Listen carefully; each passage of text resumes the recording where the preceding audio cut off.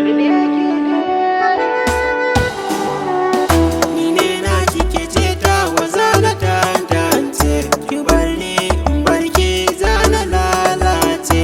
Yan uwa abokai yau ba na yi dace, a bar so ina so har na susuce. Kun san so yana da karfi bai kamar zance, zuci na bugu da karfi sanki yayi kwance. Dama nake so ki bani dan biyo zance, ki fahimtan in fahimce ki kar na ɗimauce.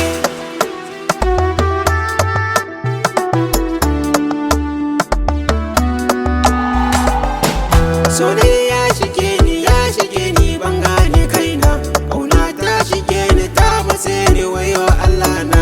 So ne ya shige ni na kama kaina, bana wasa da cin abinci kullum ko da rana. Ina kosa in ganki kan wata ki same ni rana, da ƙauna ki ta matse ni a zuciya na. A bar ƙauna